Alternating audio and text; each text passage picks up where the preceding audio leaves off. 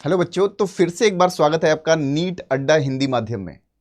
5 minute के इस video में आपके जो सजेशन थे, जो आपके कमेंट बॉक्स में बताए गए टॉपिक थे कि सर जी थोड़ा सा ये टॉपिक मुझे इलाबोरेट कर दीजिए, यहाँ समस्या होती है, तो वही टॉपिक लेके आया हूँ मैं आज आपके लिए। उसका नाम है इलेक्ट्रोकार्डियोग्राम। और भी बच्चे जो इस वीडियो को देख रहे हैं, अगर उन्हें किसी भी टॉपिक में समस्या महसूस होती है या थोड़ी भी कठिनाई लगती है कि नहीं ये हमें प्रॉब्लम क्रिएट कर रहा है, प्रॉब्लम दे रहा है ये टॉपिक, तो कमेंट बॉक्स में ज़रूर बताएं ताकि हम आपके लिए वो वीडियो बना के लाएं, ताकि आप बेहतर तरीके से उस कॉन्सेप्ट को समझ सकें और जो भी आपका टारगेट एग्ज़ाम है उसे बेहतर तरीके से कॉम्पीट कर सकें।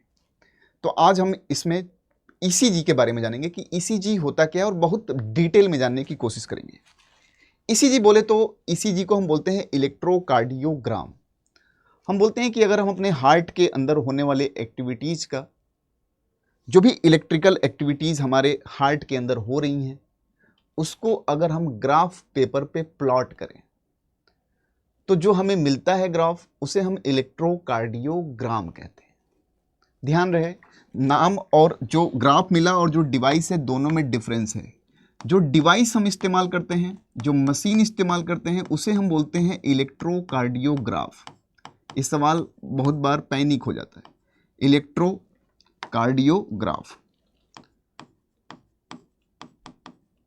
मशीन का नाम है ग्राफ, और इस मशीन से जो ग्राफ बनता है, इस मशीन से जो ग्राफ बनता है उसे बोलते हैं इलेक्ट्रोकार्डियोग्राम।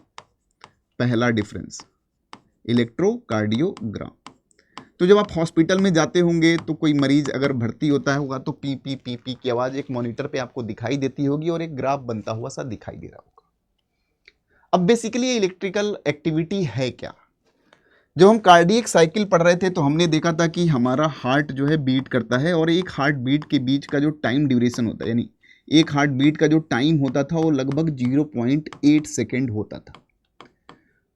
और 0.8 सेकेंड के इस टाइम ड्यूरेशन में कभी हमारा एट्रियल सिस्टोल में आता था, फिर हमारा एट्रिया डायस्टोल में आता था, फिर वेंट्रिकुलर सिस्टोल होता था, वेंट्रिकुलर डायस्टोल होता था।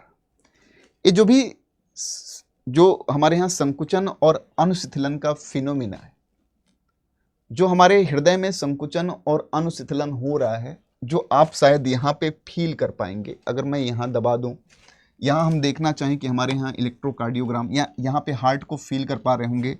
थोड़ा सा और हम बड़ा करके दिखाना चाहें तो इसी हार्ट को देखेंगे तो आप यहाँ फील कर पाएंगे कि हमारा दिल धड़क रहा है। आप इसके साउंड को भी महसूस कर सकते हैं। ये जो दिल धड़क रहा है तो कहीं कहीं आपको महसूस हो रहा होगा कि हमारा 4 चेंबर का जो हार्ट, ऊपर जो एट्रिया पाया जाता है, नीचे जो वेंट्रिकल पाए जाते हैं। तो इस 0.8 सेकेंड के ड्यूरेशन में एट्रिया कभी कॉन्ट्रैक्ट करता है, कभी वेंट्रिकल कॉन्ट्रैक्ट करता है। और ये जो भी कॉन्ट्रैक्शन या रिलैक्सेशन की फिनोमिना हो रहा है वो एक इलेक्ट्रिकल एक्टिविटी यानी पोटेंशियल डिफरेंस में चेंज की वजह से हो रहा है। अब सवाल आएगा कि सर जी ये पोटेंशियल डिफरेंस में चेंज क्यों हो रहा है और कितना हो रहा है कि हमारे यहाँ सिस्टोल और डायस्टोल यानी संकुचन और अनुशिथिलन हो रहा है।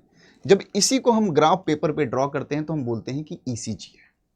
एक बहुत बेहतर तरीके से अगर हम इसे समझना चाहें तो जैसे मान लीजिए हमने डायग्राम देखा भी है, या अपने हार्ट को ही देखें।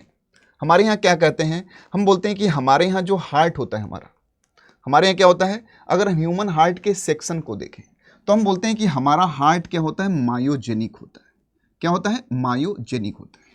अब कुछ टर्मिनोलॉजी हैं ईसीजी में जो इस्तेमाल की जाती है, जरा उन पे फोकस करिएगा। लेकिन पहले इस पाथवे को जरूर जान जाइए कि है क्या। जैसे कि हम अपने हार्ट के बारे में अगर हम बात करें और हम आपको दिखाना चाहें, जताना चाहें, तो हम बोलते हैं कि हमारे यहाँ क्या होता है, ये वाला पॉइंट जो होता है उसे ऐसे नोड बोलते हैं। हम बोलते हैं कि हमारा हार्ट मायोजेनिक है, और जो भी हार्ट के कंडक्शन यानी जो भी पोटेंशियल डिफरेंस जनरेट होता है, यही ऐसे नोड उस पोटेंशियल डिफरेंस को जनरेट करता है। इसीलिए इसे पेस मेकर कहा करते हैं। फिर हम बोलते हैं कि ऐसे नोड जो है इंटरनोडल फाइबर के हेल्प से हमारे एवी नोड से जुड़ा होता है, जिसे हम पेस सेटर कहते हैं। एवी नोड से जुड़ा होता है। पहले हमें इस ट्रेंड को समझना होगा। एवी नोड से बंडल ऑफ मसल फाइबर निकलता है, जिसे बंडल ऑफ हिस कहते हैं हम। और फिर ये हमारे यहाँ मायोकार्डियम में देखिए पूरी तरीके से मसल फाइबर के ही बंडल फैले हुए हैं, जिसे हम परकिंजे फाइबर कहते हैं। परकिंजे फाइबर कहते हैं। अब ये 0.8 सेकेंड के इवेंट में हुआ क्या? तो जब हम यही से ऐसे नोड से जनरेट हुए पोटेंशियल डिफरेंस को ग्राफ के रूप में प्लॉट करते हैं, तो डेफिनेट सी बात है, जो भी हार्ट बीट है, एक हार्ट बीट के अंदर होने वाले इवेंट के बीच में जो भी हमारे यहाँ पोटेंशियल डिफरेंसेस में चेंज हो रहे हैं, वही हमारे यहाँ ईसीजी को रिप्रेजेंट करता होगा। तो एक नॉर्मल ईसीजी जब हम बनाते हैं तो हम लगभग ऐसे कुछ रिप्रेजेंट कर रहे होते हैं, पी वेव, फिर हम बोल रहे होते हैं क्यू आर एस, फिर ऐसे बना रहे होते हैं, क्या ऐसे बनाते हैं, और फिर हम दिखाते हैं ऐसे टी वेव को दिखाते हैं, और इससे रिलेटेड बहुत सारे सवाल आपसे पूछे जाते हैं। अब हम हर इस इवेंट को दिखाएंगे आपसे। क्यू आर एस को बड़े में लिख लेते हैं, क्यू आर एस टी, ठीक है, P Q R S T से दिखाते हैं। एक नॉर्मल ईसीजी की हम बात कर रहे हैं। अब होता क्या है, पी जिसको कि आप शुरू से ही पढ़ते आ रहे हैं, पी वेव को हम बोलते हैं कि हमारे यहाँ एट्रियल डीपोलराइजेशन को रिप्रेजेंट करता है। लेकिन थोड़ा हम समझते हैं इसे, एट्रियल डीपोलराइजेशन बहुत सिंपल सी बात है।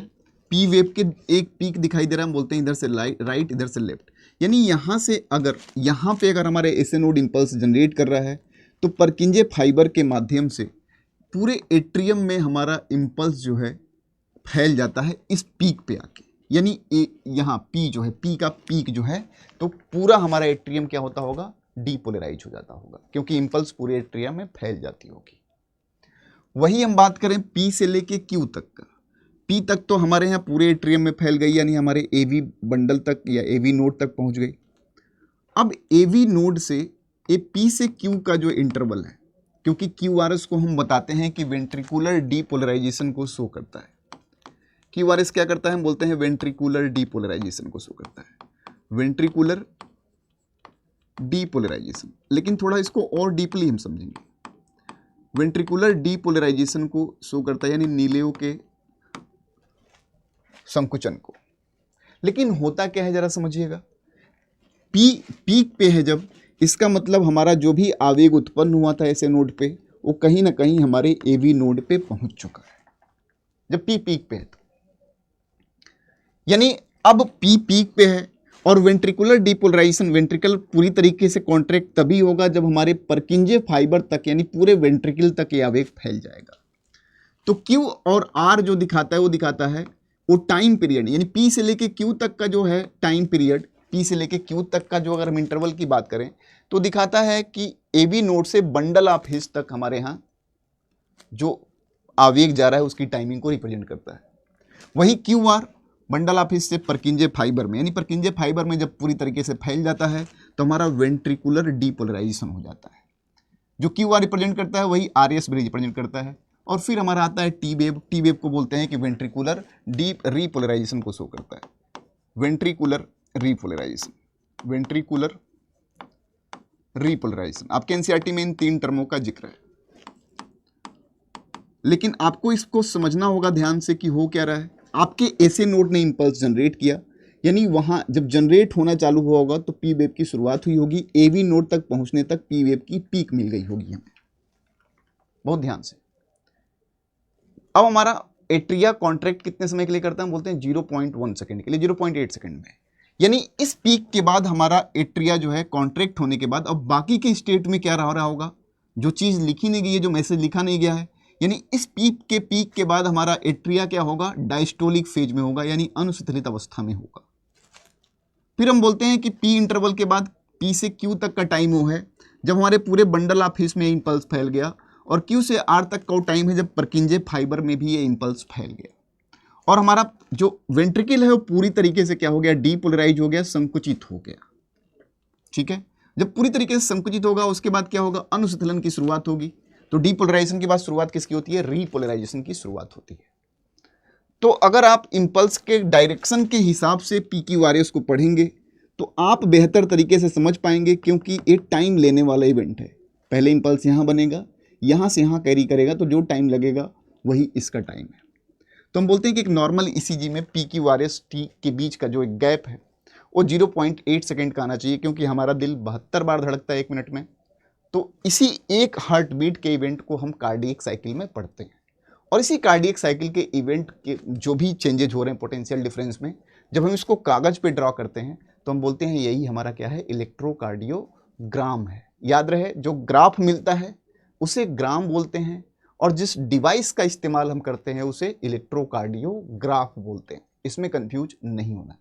तो कमेंट बॉक्स में आप जरूर बताइएगा ऐसे टॉपिक्स के बारे में जिनको आप और क्लियरली और बेहतर तरीके से समझना चाहते हैं, ताकि हम आपके लिए उस टॉपिक पे वीडियो बना सकें, आपकी तैयारी को सुगम कर सकें। धन्यवाद।